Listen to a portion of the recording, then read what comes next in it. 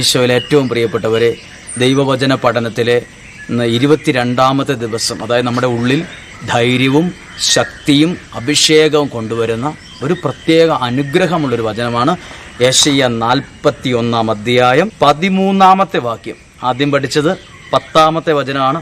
2 വചനങ്ങൾ കൂടി കഴിഞ്ഞ് 13-ാമത്തെ വാക്യം ശ്രദ്ധിച്ച് കേൾക്കുന്നു. യെശയ്യാ 41:13. നിന്റെ ദൈവവും കർത്താവുമായ ഞാൻ നിന്റെ വലത് കൈ പിടിച്ചിരിക്കുന്നു. ഞാനാണ് പറയുന്നത്, ഭയപ്പെടണ്ട, ഞാൻ നിന്നെ സഹായിക്കും.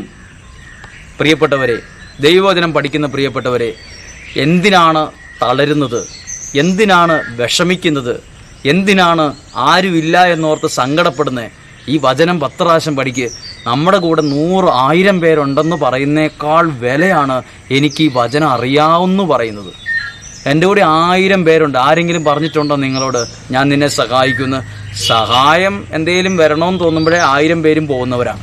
പക്ഷെ ദൈവം ഇന്ന് പറയുന്ന വാക്ക് നോക്ക്. ഈ വചനം പഠിക്കണം. 41:13.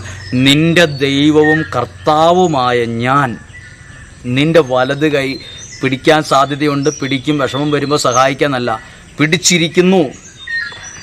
ഞാനാണ് പറയുന്നത്, ഭയപ്പെടണ്ട. ഈ ലോകത്തെ സൃഷ്ടിച്ച ദൈവം നമ്മളോട് പറയുക ഭയപ്പെടേണ്ടെന്ന്. ഇപ്പം നമ്മൾ ഓർത്ത് നോക്കിയേ, നമുക്കൊരു പ്രതിസന്ധി വരുമ്പോൾ ഒരു നാട്ടിലെ നേതാവ് വിളിച്ചിട്ട് പറയുകയാണ് നിങ്ങൾ പേടിക്കൊന്നും വേണ്ടെന്നൊരു ധൈര്യമല്ലേ?